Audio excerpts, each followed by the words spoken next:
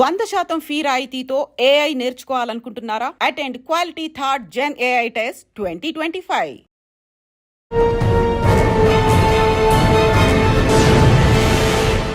Welcome. Road careful ఉండకపోవచ్చు. Sir, బస్సులో మీరు చెప్తున్నట్టు స్లీపర్ చైర్స్ రెండు ఉంటాయి. ఇవి మనం ఒకవేళ ఆంధ్రప్రదేశ్ కానీ తెలంగాణ చేయకుండా నాగాలాండ్ లేదా అరుణాచల్ ప్రదేశ్ అక్కడ చేసుకుని తీసుకొస్తారు. అక్కడ ట్యాక్స్ చాలా తక్కువ. మన దగ్గర సీటుకి 4,000 రూపాయలు అయితే కరెక్టే సార్. కొన్ని ఫిజికల్గా బస్సు అక్కడ పోదు కదా, రిజిస్ట్రేషన్ అప్పుడు పోతాయి. కానీ అక్కడ కూడా పోకుండానే ఒక మాఫియా ఉంటుంది. అది కొంతవరకు ట్రూ అయితే స్కూల్స్ ఓపెనింగ్ టైంలోనే స్కూల్ బస్సు మీద రైళ్లు చేస్తారు, మేము చూస్తుంటాం. మిగతా టైంలో కూడా మేము నిరంతరంగా స్కూల్ బస్సెస్ వర్క్ ఉంటాం. మిగతా మీరు ఉన్న 100% మా డిపార్ట్మెంట్ వెరీ కేర్ఫుల్ ఉంటాం. పెద్ద కార్పొరేట్ స్కూల్స్ కూడా ఆ బస్సులు చూస్తుంటే మనకు మరి పిల్లలందరికీ బాగా తొక్కి పంపిస్తుంటారు. అట్లా ఓవర్లోడ్ ఉంటే మాత్రం పరిస్థితిలో ఆటోలు చిన్న బండ్లలో ఇంకా ఎక్కువ కానీ మీరు చెప్తున్న వ్యాన్ డ్రైవర్ వర్షన్ అంటే నేను నలుగురు పిల్లలను తీసుకెళ్తే మాకు వర్కౌట్ కాదు కాబట్టి నేను ఇంతమంది రేట్ పెంచుకోవాలి. రేట్ పెంచితే పేరెంట్స్ ఎవరు కదా, స్కూల్ బస్సెస్కి అయితే ఇస్తున్నారు కదా. ఇస్తారని బస్సు వీధి చివరి ఉంటుంది, ఆటో అయితే ఇంటి ముందు ఆగుతుంది కదా. ఇంకా కన్వీనియంట్ కదా. Welcome to I dream. ఈ వారం మన గెస్ట్ 1919 బ్యాచ్ గ్రూప్ 1 ఆఫీసర్. సాధారణంగా ప్రతి వ్యక్తి ఇంటి నుంచి బయటికి వెళ్ళి తిరిగి క్షేమంగా రావాలంటే రోడ్డు ప్రధానం కనిపిస్తుంది. ఒక వాహనదారుడు బయటికి వెళ్ళినప్పుడు ఎలాంటి జాగ్రత్త తీసుకోవాలి, మనం వెళ్తుండే కాకుండా ఎదుటి వ్యక్తికి ఎలాంటి ప్రమాదం జరగకుండా ఉండాలంటే మనం ఎలాగ నడపాలి, ఇవన్నీ కూడా రోడ్డు నేర్పుతుంది. రోడ్డు భద్రతా వారసుల దినం సందర్భంగా తెలంగాణ ట్రాన్స్పోర్ట్ డిపార్ట్మెంట్ ఎలాంటి జాగ్రత్త తీసుకుంటుంది, ప్రతి పౌరుడు అంటే వాహనం నడిపే ప్రతి వ్యక్తి క్షేమంగా రావాలంటే ఏం చేయాలనే విషయాన్ని సార్ నడి తెలుసుకుందాం. సార్ నమస్తే అండి. సార్, సాధారణంగా ప్రతి వ్యక్తి కూడా రోడ్డు కనెక్టివ్ లేకుండా ఏ వ్యక్తి లేడండి. ఒక పుట్టిన పిల్లడం అనండి, చనిపోయిన డెడ్ బాడీ అయినా సరే రోడ్డు మీద రావాల్సిందే. ఆ రోడ్డు మీద వచ్చిన వ్యక్తి ప్రతి వ్యక్తి క్షేమంగా ఇంటికి రావాలంటే, గమ్యస్థానం చేరుకోవాలంటే ఆ రోడ్డు మీద నిబంధనలు ఖచ్చితంగా పాటించాల్సింది. కానీ అక్కడక్కడ కొంత ట్రాఫిక్ వైలెన్స్ రావడం, ఇటువంటి విషయాల వల్ల మనకి ఇబ్బందులు అవుతుంటాయి.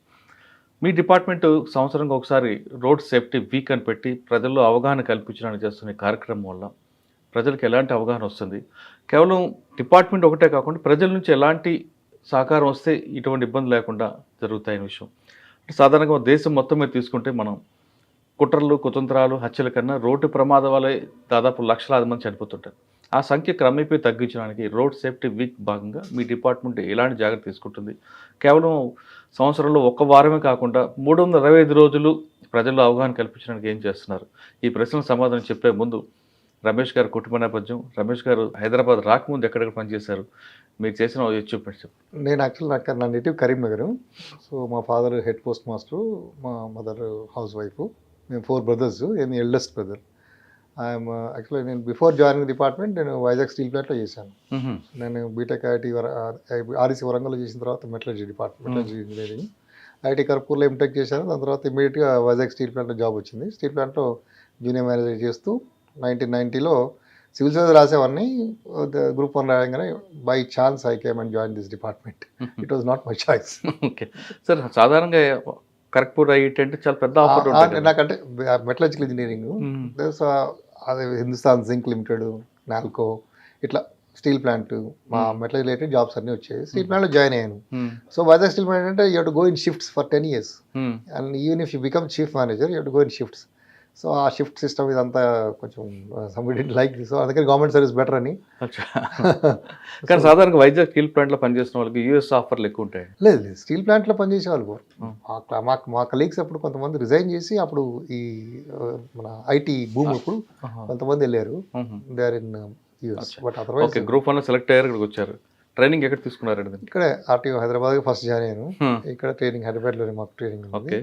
సో ట్రైనింగ్ తర్వాత ఫస్ట్ పోస్టింగ్ ఇక్కడే. సార్, ట్రైనింగ్ మీకు ఏం చెప్తారా? ట్రైనింగ్లో ముఖ్యంగా act rules, motor vehicle act, taxation act, how to collect taxes, how to do enforcement of act and rules, ఇవన్నీ చెప్తారు. కానీ డ్రైవింగ్ లైసెన్స్ ఇచ్చేటప్పుడు కూడా మీదే బాధ్యత ఉంటుంది. డ్రైవింగ్ లైసెన్స్ ఇస్తున్నప్పుడు కరెక్ట్గా ఉంటే ప్రమాదాలు జరగవనేది పోలీసు ఒక వాదన, మీరేమంటారండి? అంటే ప్రతి వ్యక్తి కూడా ఇవ్వడం వల్ల దానికి మానిటరింగ్ లేకపోవడం వల్ల జరుగుతుంది. కొంతవరకు నిజము, బట్ టోటల్ ట్రూ కాదు. ఎందుకంటే ఎంత సిస్టమేటిక్గా ఎంత టఫ్గా డ్రైవర్ చేసినా, డ్రైవింగ్ టెస్ట్ తీసుకున్నా రోడ్ మీదకి వచ్చేప్పుడు కండిషన్స్ డిఫరెంట్గా ఉంటాయి. అవతల కేర్ఫుల్ ఉండకపోవచ్చు, మనకి లైక్ బ్లైండ్ స్పాట్స్ ఉండొచ్చు, ఇలాంటి సిచ్యువేషన్స్ ఉంటాయి. కొంతవరకు కరెక్ట్ స్టేట్మెంట్. అంటే కొంతవరకు అనుభవం లేని వాళ్ళకి డ్రైవింగ్ ఇవ్వడం, లైసెన్స్ ఇవ్వడం. అనుభవం లేనని కాదు, జనరల్ ఏమంటే వాళ్ళు వచ్చే వాళ్ళు ఎవరైనా పూర్తి అనుభవం లేని వాళ్ళు నేను అనుకోవడం ఐ థింక్ హార్డ్లీ 0.01% ఉంటారు.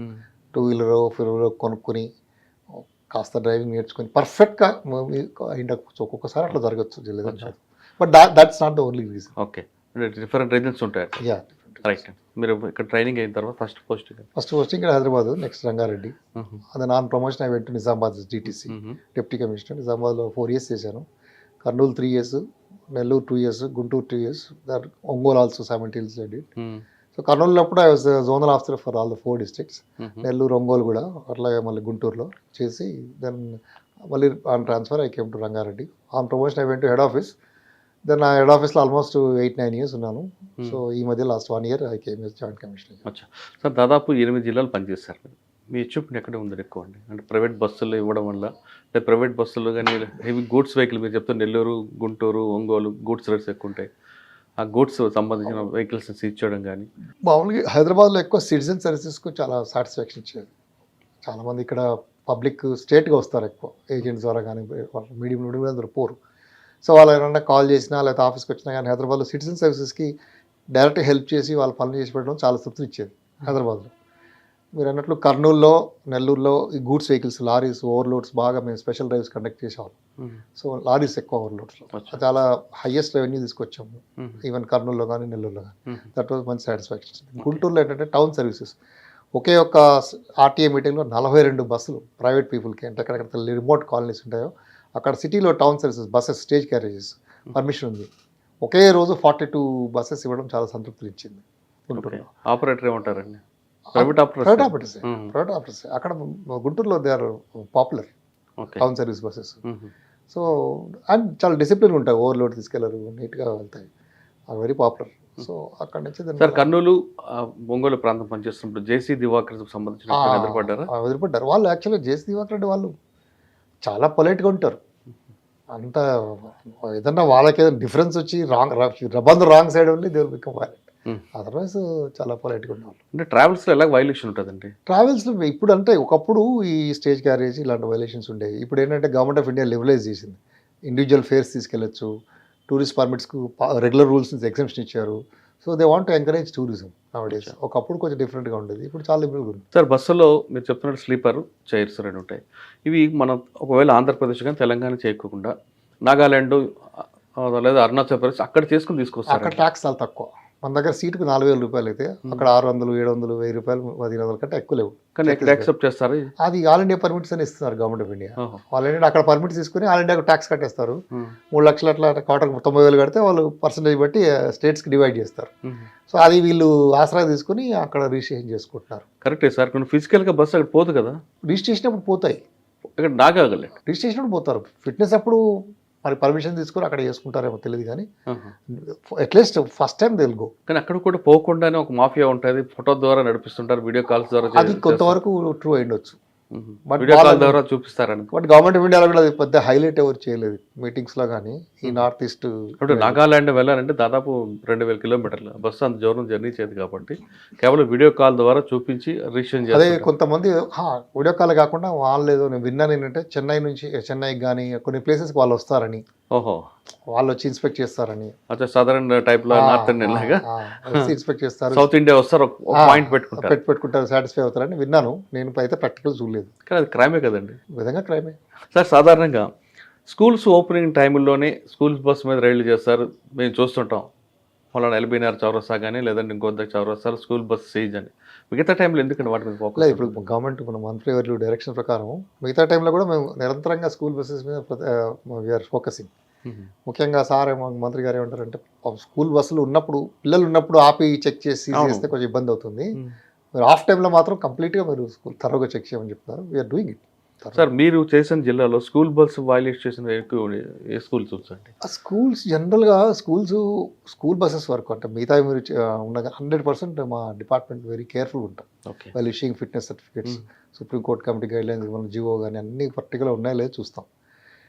కాకపోతే ఏంటంటే కొన్ని స్కూల్స్ ఓల్డ్ మోడల్ కొన్ని అంటే 15 years అయితే అబౌవ్ డోంట్ అలో. ఓకే. కొన్ని మెయింటెనెన్స్ కొంచెం పూర్ ఉంటే ఉండొచ్చు because of their financial condition. కానీ కొన్ని పెద్ద కార్పొరేట్ స్కూల్స్ కూడా ఆ బస్సులు చూస్తుంటే మనకు మరి పిల్లలందరికీ బాగా తొక్కి పంపిస్తుంటారండి. అట్లా ఓవర్లోడ్స్ ఉంటే మాత్రం మేము ఎట్టి పరిస్థితుల్లో వదలం. Book cases and will even write to the management also. But at least corporate schools హైదరాబాద్లో మంచి స్కూల్స్ మాత్రం అని కొన్ని హైదరాబాద్ ఉన్నట్టు అర్బన్ ఏరియా రూరల్ ఏరియా అక్కడక్కడ కాదు. దానికంటే మీరు అన్నట్టు ఆటోలు చిన్న బండ్లలో ఇంకా ఎక్కువ జామ్ అంటే మనకు ఓవర్లోడింగ్ కనబడుతుంటుంది పిల్లలు. అది చూస్తే ఇంకెక్కువ మనం విల్ ఫీల్ అని ఎక్కువ ఆ కల్చర్ ఎక్కువ ఉందండి ఇక్కడ హైదరాబాద్ లో ఉందంటారా? రూరల్ ఏరియాస్ ఎక్కువ ఉంటుంది. హైదరాబాద్లో అంత కనబడదు. అచ్చా, వాటి మీద ఫోకస్ వాటిని డెఫినెట్గా వీళ్ళు ఫోకస్ వస్తుంటాము ఎక్కువ ఇప్పుడు కాకపోతే ఈ వ్యాన్స్ అవి కూడా ఉంటాయి, పెద్ద అనాథరైజ్గా తిరుగుతుంటాయి, white plates own plates they స్కూల్కి మిస్యూజ్ చేస్తారు. అవి కూడా మేము కేసులు ఎక్కువ రాస్తుంటాం. సార్ వాళ్ళు ఆటో కానీ మీరు చెప్తున్న వ్యాన్ డ్రైవర్ వెర్షన్ ఏంటంటే మేము నలుగురు పిల్లలకి తీసుకెళ్తే మాకు వర్కౌట్ కాదు కాబట్టి మేము ఇంతమంది ఎక్కించుకుంటాం. వర్కౌట్ రేట్ పెంచుకోవాలి, ఏం చేస్తాం. రేట్ పెంచితే పేరెంట్స్ ఎవరు కదా స్కూల్ బస్సెస్కి అయితే ఇస్తున్నారు కదా, బస్సెస్కి ఇస్తారు కదా. బస్కి ఇస్తారని బస్సు వీధి చివరి ఉంటుంది, ఆటో అయితే ఇంటి ముందు ఆగుతుంది కదా. ఇంకా కన్వీనియంట్ కదా, ఎక్కువ వాళ్ళు కదా వాళ్ళు. ఆటో వాళ్ళగానే చిన్న వాళ్ళు తక్కువ రేట్ ఇస్తారు అట్లా. సార్ కొంతమంది ఆల్ ఇండియా పర్మిట్ తీసుకుంటారు, తిరుగుతుంటారు. కొంతమంది ట్రావెల్స్ లేకుండా స్కూల్ బస్సులు అందుకే ఖచ్చితంగా ట్రావెల్ ప్లేట్ ఉండాలి, కానీ అవి లేకుండా ఓన్ ప్లేట్ పెట్టుకుని ఉన్నాడు. అట్లాంటి వాటివి నేను వ్యాన్స్ అవి ఉంటాయి ఓన్ ప్లేట్ పెట్టుకుని తిప్పుతారు. వాటికి స్పెషల్గా మేము దృష్టి సారించి చాలా కేసులు రాసాము.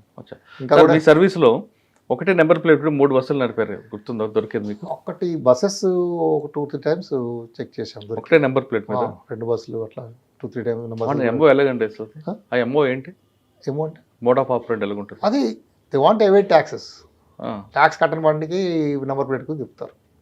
అవునా? అంతే, అదొకటే, ఇంక వేరే ఎంత మిగుతుందండి దానివల్ల? కేసు అయితే చాలా బండి కేసు అయినప్పుడు కదా వాళ్ళకి. అది ఇప్పుడు ఒకప్పుడు ఎక్కువ ర్యాంపెట్ ఉండేది, ఇప్పుడు చాలా తగ్గిపోయి. మీకు గుర్తుందా ఏమన్నా కేసు? మేము ఇక్కడ హైదరాబాద్లో కూడా విజిలెన్స్ టీం రాసిన కేసులు కూడా గుర్తున్నాయి.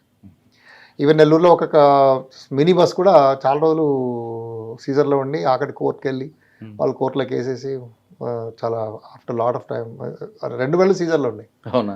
వాళ్ళు లాంగ్ టైం తర్వాత కానీ ఆల్మోస్ట్ 4-5 years పట్టింది కేసు డిస్పోజ్ చేయాలి. సార్ మన దగ్గర ఎంబీ యాక్ట్ కొంచెం డల్గా ఉండడం వల్లే, లిబరేజ్ ఉండడం వల్లే వీళ్ళందరూ కూడా వైలేషన్ ఎక్కువ అవుతుంది. అంటే లిబరల్ అంటే కొంచెం ఏంటంటే కాంపౌండబుల్, మా చాలా కేసెస్ కాంపౌండబుల్. సో అదే దీని అంటే ఒకప్పుడు మా కమిషనర్ ఉండేవారు, ఆయన అనేవాళ్ళు వితౌట్ డ్రైవింగ్ లైసెన్స్ మనం ఫైన్ వసూలు చేస్తాము and will let the go fellow go.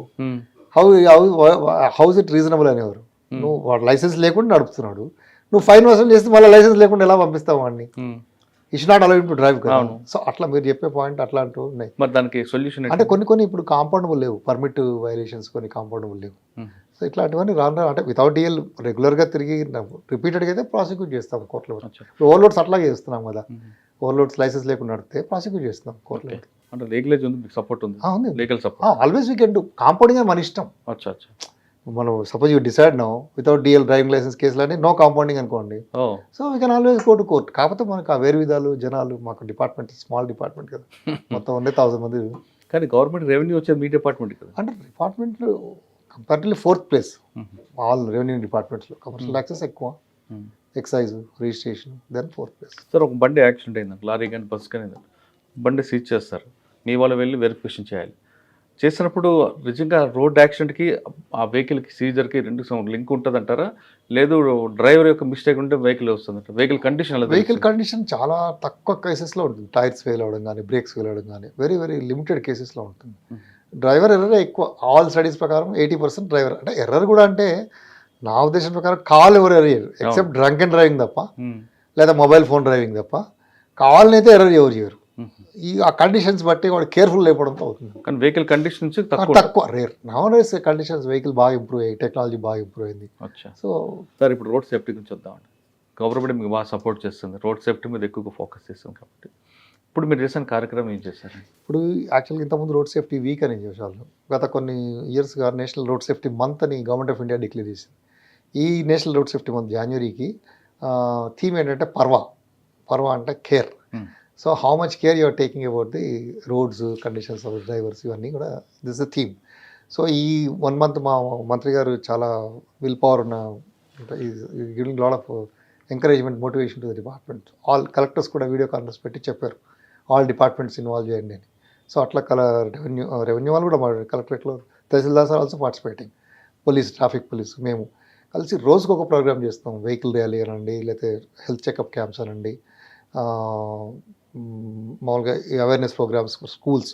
Every inspector is going to every అంటే ప్రతి వారంలో 2 schools వెళ్తున్నారు.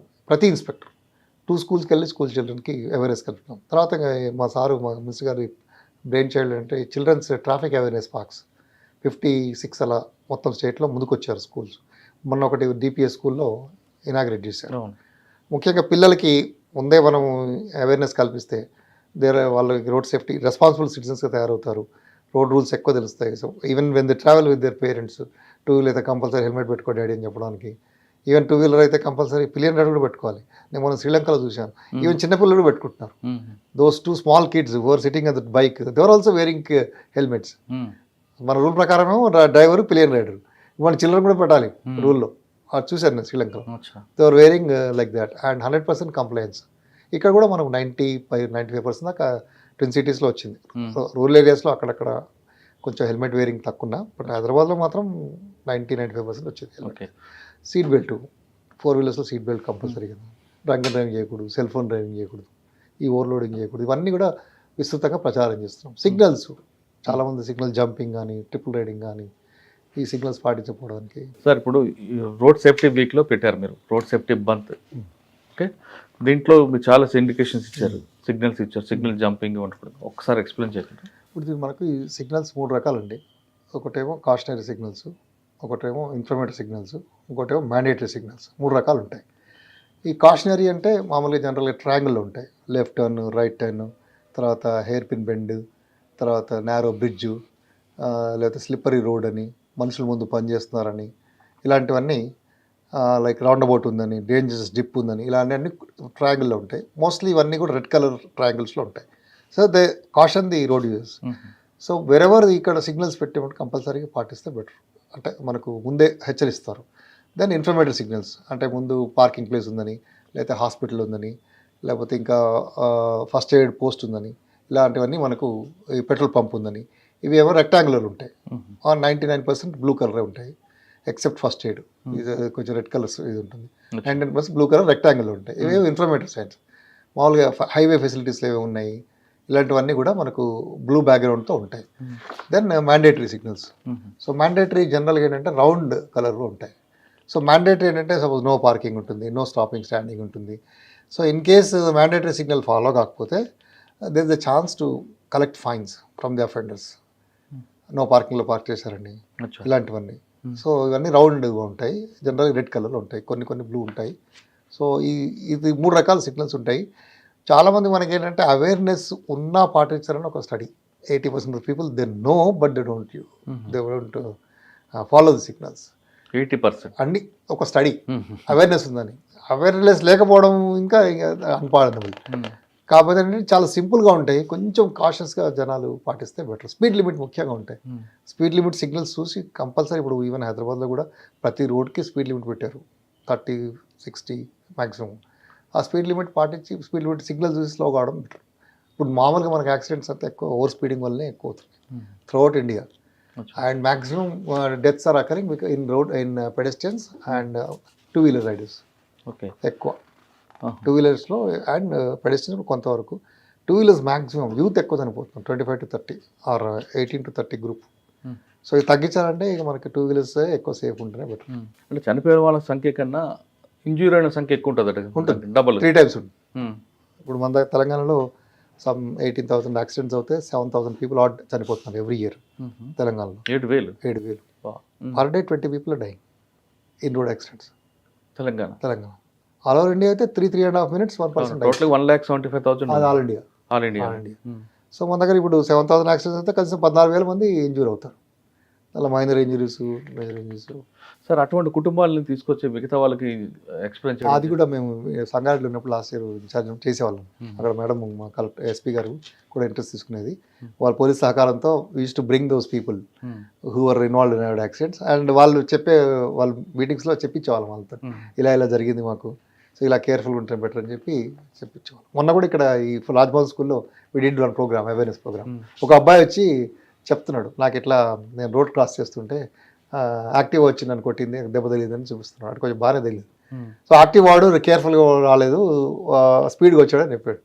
నేనన్నా మరి నువ్వు రోడ్ క్రాస్ చేసినప్పుడు నువ్వు అటు ఇటు చూసుకోవాలి, డెఫినెట్గా నువ్వు టర్నింగ్ అంటే చెప్పలేము, కానీ నువ్వు మెయిన్ రోడ్ స్కూల్కి వచ్చే రోడ్లో నువ్వు చూసుకోకుండా నీ ఏదో ధ్యానం నువ్వు వెళ్ళిపోయి ఉంటావు. టర్నింగ్ అప్పుడంటే మనం అవతల ఎట్లా వస్తుందో తెలియదు. సో రోడ్ క్రాస్ చేసినప్పుడు కంపల్సరీగా మనం should look right and look left, then only should cross the road అని చెప్పాను. సార్ రోడ్డు మీద నడుస్తున్నప్పుడు ఎడమవైపు నడమంటారా, కుడివైపు నడమ? జనరల్గా కుడివైపు నడమంట అంటే ఆన్ కమింగ్ వెహికల్స్ కనబడతాయి అని, లేవడం నడితే వెనకాల వచ్చే వాళ్ళు మనకు కనబడవు, కానీ ఆ రైట్ కుడివైపు నడమంటారు. అంటే మనం ఎటువైపు వెళ్తున్నాం ఆపోజిట్ వెళ్ళాలి, అంటే మనకి వెహికల్స్ కనబడేటుంటే ఆపోజిట్ కరెక్ట్, వెహికల్స్ కనబడతాయని. వెనక వచ్చే వెహికల్స్ అయితే మరి ఎట్లా వస్తాయో తెలియదు కాబట్టి కొట్టే ఛాన్స్ ఉంది. సార్ కొంతమంది 2 వీలర్స్ మీరు చెప్తున్నారు, 2 వీలర్స్ ప్రమాదాలు ఎక్కువ జరుగుతాయి. అవును, వాళ్ళకి మైనర్లు కనిపిస్తారు, వాళ్ళ పేరెంట్స్ కి మీద కేసులు పెట్టే అవకాశం ఉందా? మైనర్ కదా పేరెంట్స్కి ఉంది, there is a provision. And under age డ్రైవింగ్కి పేరెంట్స్ మీద మనం ప్రాసిక్యూట్ చేయొచ్చు. అది కూడా చాలా చోట్ల మా వాళ్ళు ప్రతి జిల్లాలో చెప్తున్నారు, ఇట్లా మేము మైనర్స్ డ్రైవ్ చేస్తే పిల్లల పేరెంట్స్కి మేము శిక్ష ఇస్తామన్నట్టుగా శిక్షిస్తామని చెప్పి. ఏమైనా మార్పు వచ్చిందంటారు? అంటే మార్పు జనరల్గా అవేర్నెస్ ఎన్ఫోర్స్మెంట్ రెండు. ఫర్ ఎగ్జాంపుల్ మేము ఇప్పుడు ఓవర్లోడ్స్ ఉన్నాయి అనుకోండి, మేము ఎన్ఫోర్స్ చేస్తే మొత్తం హైవే మేము కర్నూలు నుంచి ఈ నేషనల్ హైవే మీద నైట్ రైడ్ చేసామనుకోండి, ఆ రోజు ఒక్క యాక్సిడెంట్ కాదు. సపోజ్ 2-3 డేస్ కంటిన్యూ చేసేవాడిని, 3 డేస్ ఏం కాదు. అట్లా ఎన్ఫోర్స్మెంట్ స్ట్రిక్ట్గా ఉంటే అసలు people will be made careful. Drivers స్లోగా వెళ్తారు, లేదా అదర్వైజ్ స్పీడ్గా వెళ్తారు కదా. సో అట్లా ఎన్ఫోర్స్మెంట్ ఎంత ఎక్కువ ఉంటే అంత. కాకపోతే ఇప్పుడు అంత ఐటీ ఎనేబుల్డ్, ఆర్టిఫిషియల్ ఇంటెలిజెన్స్, ఈ చలాన్స్, ఇట్లా ట్రెండ్ మారుతుంది. లైక్ సార్ మీరు ఎన్ఫోర్స్మెంట్కి ఎక్కువ ప్రయారిటీ ఇస్తారా ఎడ్యుకేషన్? ఎన్ఫోర్స్మెంట్కి. ఎడ్యుకేషన్ ఎంత చెప్పినా unless you give do enforcement అంత అవేర్నెస్ అంటే ఎఫెక్ట్ ఉండదు. ఎడ్యుకేషన్ ప్లస్ ఎన్ఫోర్స్మెంట్ రెండు కలపాలి. నువ్వు ఎన్ఫోర్స్ చేస్తే నాకు చెప్పలేదు కదా అంటారు పబ్లిక్. సో నాకు చెప్పాలి కదా ముందు అంటారు. స్పీడ్ లిమిట్ ఉందండి, స్పీడ్ మన వాళ్ళు స్పీడ్ గన్స్, పోలీస్ వాళ్ళు ఎక్కువ స్పీడ్ గన్స్ చెక్ చేస్తుంటారు. మీరు స్పీడ్ లిమిట్ బోర్డు పెట్టచ్చు కదా, మాకు ఎట్లా తెలుస్తుంది అంటారు. సో అట్లా education I'll give 70% to enforcement, 30% to education. Sir Telangana స్టేట్లో ఏ నేషనల్ హైవే మీద ఎక్కువ బ్లాక్ స్పాట్స్ ఉంటాయి? మనకి ఎక్కువ ఈ Mahbubnagar route and Vijayawada route maximum black spots. Okay, అక్కడ మరి ప్రమాదాలు జరగకుండా అది అందుకే చాలా మందికి వెహికల్ అండర్ పాస్ అని, ఫ్లైఓవర్స్ అని ఇలా అన్నీ చేస్తున్నారు కదా కొన్ని చోట్ల. ఇప్పుడు ఫర్ ఎగ్జాంపుల్ నేను ఒక సంగారెడ్డి ఇన్ఛార్జ్ అయినప్పుడు సిద్దిపేట రాజీవ్ రహదారిలో ఒక ప్లేస్ ఉందండి, ఇక్కడ రామరిపల్లి కాదు. ఆ ప్లేస్ ఏంటంటే అక్కడ రెగ్యులర్ యాక్సిడెంట్స్ జరుగుతాయి. ఏమంటే అది మధ్యలో రోడ్ పోతుంది కదా, అటు ఇటు విలేజ్ ఉంది. సో యాక్చువల్గా రోడ్ వేసినప్పుడు ఏంటంటే ఈ విలేజ్ నుంచి ఇట్లా వచ్చి స్టేట్ కెనాట్ గో, ఇట్లా తిరిగి ఆ సర్వీస్ రోడ్లో వచ్చి మళ్ళీ సమ్వేర్ ఒక క్రాసింగ్ సిగ్నల్ ఉంది, అక్కడి నుంచి మళ్ళీ తిరిగి ఈ క్రాస్ చేసి అటువైపు వెళ్ళాలి. సో 2 వీలర్స్ కానీ జనాలు రావడానికి ఇక్కడ నుంచి వాడు తిరిగి వెళ్ళే ఓపిక వాడికి, స్టేట్కి వెళ్తారు. సో అక్కడ నెంబర్ ఆఫ్ యాక్సిడెంట్స్ అక్కడ. సో దానికి ఏం చేశాను నేను, అక్కడ పోయి స్టాప్ సిగ్నల్ పెట్టి ఇవన్నీ సర్వీస్ రోడ్స్ 4-5 మీటింగ్స్ పెట్టాను చుట్టుపక్కల వాళ్ళకి, ఈ ఆటో రిక్షా వాళ్ళకి, తర్వాత అక్కడ పాన్ షాప్ వాళ్ళకి, వాళ్ళు చాలా ఎడ్యుకేట్ చేసాం. మీరు కంపల్సరీ ఏమన్నా ఇమీడియట్ అంటే 10 ఇప్పుడు ఇంతకుముందు గోల్డ్ అవర్ వెళ్ళేవాళ్ళు, ఇప్పుడు ఓన్లీ ప్లాటినం అవర్ ఉంటున్నారు. యాక్సిడెంట్ జరిగిన 10 minutes is crucial. Fatal accident జరిగితే 10 minutes ఇమీడియట్ ఇవి get some first aid or some stabilization, we can save life unless బాగా బ్లీడింగ్ అయితే తప్ప. అక్కడ స్పెసిఫిక్గా ఇదేనండి బేసిక్ కారణం. ఏడేనో హై స్పీడ్ వెళ్ళిపోతారు వాళ్ళేమో రోడ్ క్రాస్ చేయడానికి విలేజెస్ అట్లా ఇదంతా తిరిగి ఒప్పుకూడదు. సో అక్కడ యాక్సిడెంట్స్ అయితే కొంచెం చేసాము, కొంత కంట్రోల్ అయింది. ఇప్పుడు తర్వాత ఇప్పుడు దే హ్యావ్ నౌ బైపాస్ పెట్టారు. పబ్లిక్లో కూడా తప్పు ఉంది కదండి, పబ్లిక్లో అదే తొందర, ఆ కేర్ కాషన్ అనేది.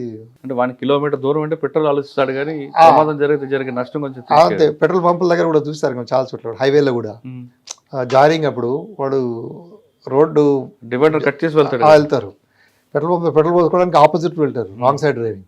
ఇక్కడే కదా అని వెళ్తారు, టక్కన హై స్పీడ్లో ఉన్న వాడికి తెలియదు కదా సడన్ రాంగ్ రైడ్ వస్తారు. ముఖ్యంగా wrong side driving is now one of the major causes. ఒకప్పుడేమో మనకి ఎక్కువ హెడ్ ఆన్ కొలిజన్స్ ఉండేవి, ఇప్పుడు అంతా రియర్ ఎండ్ కొలిజన్స్ అయిపోయాయి. రియర్ ఎండ్ కానీ ఇట్లా సైడ్ ఎండ్ కొలిజన్స్. ఒకప్పుడు రోడ్స్ చిన్నగా ఉన్నప్పుడు హెడ్ ఆన్ ఎక్కువ అయ్యేవి, ఇప్పుడు హెడ్ ఆన్ లేవు, పెరిగింది. సో ఇలా ఈ సైడ్ వేస్ నుంచి వచ్చడము, కేర్ఫుల్గా రాకపోవడం వల్ల, రాంగ్ సైడ్ డ్రైవింగ్ వల్ల, సెల్ ఫోన్ డ్రైవింగ్ వల్ల ఈ కొత్త రీజన్స్ వస్తున్నాయి. ట్రంక్ డ్రైవ్ కూడా కానీ ఎక్కువ అయితే మీకు రాంగ్ సైడ్ డ్రైవింగ్ ఈ 2 వీలర్స్ ఎక్కువ. హెల్మెట్ ఉన్నా లేకపోయినా కానీ somehow two wheelers are really throughout the country two wheelers maximum. Sir మీరు చెప్తున్నట్టు హైవే మీద వాడు పర్ఫెక్ట్గా వెళ్తుంటాడు, ఆపోజిట్లో మీరు అన్నట్లో ట్రాక్టర్ అయినా లారీ అయినా ఆపోజిట్లో వస్తారు, ఒక ప్రమాదం జరిగింది, ఇప్పుడు ఎవరు రెస్పాన్సిబిలిటీ అండి?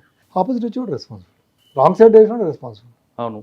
కానీ మామూలుగా జనరల్ టెర్మినాలజీ ఏంటంటే ఏ బండి పెద్దదైతే వాడి మీద కేసు పెడతారు, అదొక హ్యూమన్ యాంగిల్లో.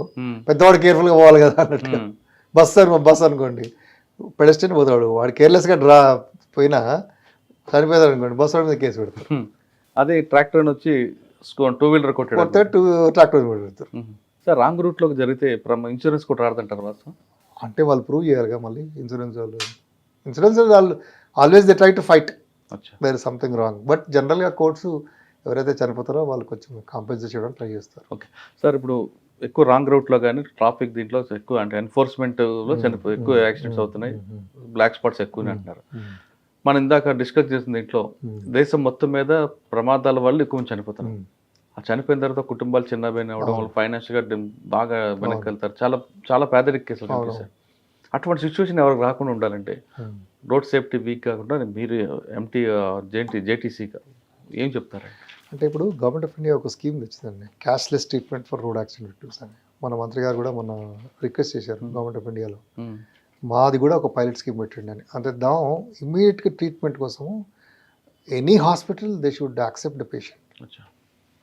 ఫస్ట్ యాక్సిడెంట్ అనేది మనం నివారించడానికి అన్నీ చేసుకుంటాం, బట్ పోస్ట్ క్రాష్ కేర్ చాలా ఇంపార్టెంట్. తమిళనాడులో ఈ పోస్ట్ క్రాష్ కేర్ యాక్సిడెంట్ అవగానే కేర్ తీసుకుని చాలా డెత్స్ తగ్గించారు. సో అట్లాగా మన గవర్నమెంట్ కూడా చాలా కీన్ ఉంది. ఆ స్కీమ్ తీసుకొచ్చి ఇమ్మీడియట్గా కేర్ మనం ప్రొవైడ్ చేయగలిగితే డెత్ చాలా తగ్గుతాయి. గవర్నమెంట్ తీసుకొస్తుంది, పబ్లిక్ వైపు డెఫినెట్గా పబ్లిక్ అనేది తెలిసి జనరల్ ఏంటంటే సిస్టమ్ ప్రకారం పబ్లిక్ ఫాలో అవుతారు. మన ఇన్ఫ్రాస్ట్రక్చర్ కాబట్టి మన పాపులేషన్ ఎక్కువ కాబట్టి ఇన్ఫ్రాస్ట్రక్చరల్ ప్రాబ్లమ్స్ ఉన్నాయి కాబట్టి cannot do, otherwise any government can do it. ఇప్పుడు చిన్న కంట్రీస్లో, సింగపూర్ లాంటి కంట్రీస్లో ఏంటంటే తక్కువ పాపులేషన్ సిస్టమేటిక్గా పెట్టగలుగుతారు. మన దగ్గర పాపులేషన్, వెహికల్ పాపులేషన్ ఇక్కడ ఎవ్రీ ఇయర్ నా జిహెచ్ఎంసీలో 80 lakhs పాపులేషన్ ఉన్నాయి, దాంట్లో ఒక 70% మోటార్ సైకిల్సే ఉంటాయి. So the problem is systemic problems ఎక్కువ, పబ్లిక్ కావాలని ఎవరు తప్పు చేయరు. కానీ ఎంఏ యాక్ట్లోన కాంఫర్టబుల్గా దాని సైజు దాన్ని కొంచెం పెంచారనుకుంటా, 500 రూపాయలు 5,000 పెంచితే కొంచెం భయం వస్తుంది. అది మేము పెంచడానికి ప్రపోజల్స్ పంపించాం, అది కూడా గవర్నమెంట్ కన్సిడరేషన్ ఉన్నాయి. డెఫినెట్గా భయం వస్తుంది, పెంచితే భయం వస్తుంది. అదే లైసెన్స్ కూడా సస్పెండ్ చేస్తున్నాం కదా మేము, ఆ పాయింట్ సిస్టమ్ కూడా పెట్టాము ఇంతకుముందు. ఓకే, 12 points అయితే 2 years పీరియడ్లో సస్పెన్షన్ ఫర్ 1 year అట్లా, అండ్ రిపీట్ అయితే లైసెన్స్ కూడా క్యాన్సిల్ చేయొచ్చు. ఓకే, ఇంకా అంటే జైలు శిక్ష కూడా ఉంది కదండి? జైలు శిక్ష ఇప్పుడు లైసెన్స్ లేకపోతే ప్రాసిక్యూట్ చేస్తే జైలు శిక్ష చేయొచ్చు, ప్రకటన టైంలో కూడా జైలు శిక్ష చేస్తారు కదా. సార్ ఇప్పుడు ఖైరతాబాద్లో పనిచేస్తున్నారు, ఖైరతాబాద్ అనగానే సెలబ్రిటీస్ సంబంధించిన జోన్ ఇది. ఇక్కడ ఒక నెంబర్ తీసుకోవాలంటే ₹1,00,000 ₹1,00,00,000 వరకు వెళ్ళే సంఘటన ఉన్నాయి. ఈ సంవత్సరంలో అంటే 2024, 23-24 వరకు హైయెస్ట్ ఎవరికి వెళ్ళిందండి? అంటే 23-24 కాదు కానీ నాకు ఇప్పటిదాకా ఆల్ నైన్స్ మా ఆఫీస్లోనే 25 lakhs పోయింది. ఆల్ నైన్స్ 9999 ఎవరు పాడారు? అది గుర్తులేదు, కంపెనీ ఇండివిజువల్ కాదు. ఎక్కువ జూనియర్ ఎన్టీఆర్, ప్రభాస్ అది ఇప్పుడు వాళ్ళు రావట్లేదు ఎక్కువ, ఎన్టీఆర్ ఇప్పుడు ఎక్కువ తీసుకోవట్లేదు. ఈ సెలబ్రిటీస్ సోకాల్ వాళ్ళు ఇప్పుడు అంతా ఎక్కువ పెట్టట్లేదు, మిగతా ఈ కంపెనీస్ ఎక్కువ పెడుతున్నారు. ఎందుకండి? ఐ డోంట్ నో, అంటే వాళ్ళకి ఏమైనా వస్తుందేమో తెలియదు కానీ, అంటే సమ్ డిస్కౌంట్స్ కానీ అట్లా, ఐ డోంట్ నో. బట్ ఎక్కువ రియల్ ఎస్టేట్ కంపెనీస్ కానీ ఎక్కువ పెడుతున్నారు. ఇందులో ఎక్కడ ఫ్రాడ్ జరగదంటారా? లేదు, ఇప్పుడు ఆన్లైన్ అయిపోయింది. మాన్యువల్ ఉన్నప్పుడు ఎప్పుడు ఫ్రాడ్ కాదు కానీ యూ హ్యావ్ సమ్ డిస్కషన్, ఏదో నెంబర్ ఎవరికైనా ఇవ్వడానికి అది మాన్యువల్ రాసి పెట్టేవాళ్ళు. ఇప్పుడు అట్లా లేదు, ఈ బిడ్డింగే కదా కంపల్సరీ ఎలక్ట్రానిక్. మార్నింగ్ 8 to 1 ఇందాక ఒక అతను వచ్చాడు చూడండి, 8 to 1 yes to pay the fee. This a competition 2 to 4 single bid, ఒకటే బిడ్ వేయాలి, ఇంకో బిడ్ కూడా ఛాన్స్ ఇచ్చేది. సో ఆ బిడ్ ఎవరికి వేస్తే వాళ్ళకి 5 o'clock తెలిసిపోతుంది. సో ఫ్రాడ్ అనేది ఛాన్స్ లేదు. అందులో ఆప్షన్ వేసుకోవచ్చు. ఆప్షన్ ఒకవేళ నెంబర్ నేను వేసాను, 9 నెంబర్ కావాలి, ఆయన ఒక 10,000 చేస్తే ఆయన కోడ్ చేస్తే దాని మీద పెంచుకుంటారు. పెంచుకోవడం లేదు, ఇప్పుడు 10,000 మనం కడతాము, 3 అప్లికేషన్స్ ఉన్నారు, మనకి మెసేజ్ వస్తుంది మీ ఈ నెంబర్కి 3 అప్లికెంట్స్ ఉన్నారు అంటే. సో మనం డిసైడ్ చేసుకోవాలి ఎంత వేయాలనుకునేది. ఓకే, సో మనం ఎంత వేస్తే అవతల ఒకటే బిడ్, మేము 30,000 వేస్తాం, ఇంకోటి 40,000 వేస్తాం, 50,000 వేస్తారు అనుకోండి, 50 వేసిన వాడికి ఆటోమేటిక్గా వస్తుంది. అంతేగాని బిడ్డింగ్ లేదు. అంటే నేను 30 వేస్తే మీరు 31 వేయడం, 32 అట్లా లేదు. దాని టైం ఎంత పడుతుందండి? 2 hours time, 2 to 4. 2 to 4 25 lakhs ఎంత వరకు పట్టిందండి? 25 lakhs, అదే 25 lakhs వేశారు, ఒకటే బిడ్. బిడింగ్ అంటే కాంపిటీషన్ ఉండదు, ఉండదు. మనం ఎంత అనుకుంటే అంతే వేయాలంతే, ఎవరు హైయెస్ట్ చేస్తే వాళ్ళు. అంత సరదా ఏంటో ఆయనకి అంటే అట్లానా అంటే కొంతమందికి ఉంటుంది సెంటిమెంట్. సెంటిమెంట్, కొంతమంది కాస్ట్ ఎంత ఉందో అంత నెంబర్ కూడా పెడతారు. కార్ పెట్టి. Okay number. ఓకే సార్, ఫైనల్గా చెప్పండి, పబ్లిక్ సేఫ్టీకి పబ్లిక్ వైపు నుంచి మీకు ఏం కావాలి? అందరూ జాగ్రత్తగా ఉండాలి, ట్రాఫిక్ రూల్స్ పాటించాలి. It's a must. Everybody should have sense. మీరు అన్నట్టు ట్రాఫిక్ సెన్స్ ఉండాలి, కేర్ఫుల్ ఉండాలి, ట్రాఫిక్ రూల్స్ పాటించాలి. Traffic rules everywhere visible. Speed లిమిట్లు కానీ, సిగ్నల్స్ కానీ, జంప్స్ కానీ, సిగ్నల్ జంపింగ్ చేయకూడదు. ఈ హైదరాబాద్ లాంటి ప్లేస్లో బికాస్ మన కంట్రోల్ లేని కండిషన్స్ చాలా ఉంటాయి. లైక్ నైట్ టైం లైటింగ్ సరిగ్గా ఉండకపోవచ్చు ఎక్కడైనా, అప్పుడు కేర్ఫుల్గా పోవడం. ఎప్పుడన్నా వర్షం పడుతుంది, ఆయిల్ స్పిల్లింగ్ రోడ్ మీద అనుకోండి, అప్పుడు కేర్ఫుల్గా పోవడం. సో ఇట్లా మనకు బెస్ట్ ఆఫ్ ఆల్ మనం చిన్నప్పుడు చెప్పేవాళ్ళు, మనం ఎంత కేర్ఫుల్గా పోతే అంత సేఫ్ ఉంటామని. సో ఆ కేర్ఫుల్ అనేది చాలా ఇంపార్టెంట్. రోడ్ క్రాసింగ్ అప్పుడు అటు ఇటు ఏం చూడకుండా టక్కన క్రాస్ చేస్తారు, ఎవడోడు కొట్టేస్తే ఏం చేస్తారు, నడుస్తున్న వాళ్ళు కూడా ఫోన్ మాట్లాడు road cross. Exactly. Especially girls అయితే మాట్లాడుతూనే పోతూ ఉంటారు, కంటిన్యూస్గా గంటలు గంటలు మాట్లాడుతుంది. చూస్తుంటాం కదా మన యూత్, వాళ్ళు లైక్ జనరల్గా హెడ్ ఫోన్స్ పెట్టుకుంటారు కానీ బట్ కాన్సన్ట్రేషన్ ఉండదు కదండి. హెడ్ ఫోన్స్ పెట్టుకుంటుంటారు, గంటలు గంటలు మాట్లాడుతూ పోతుంటారు రోడ్ల మీద.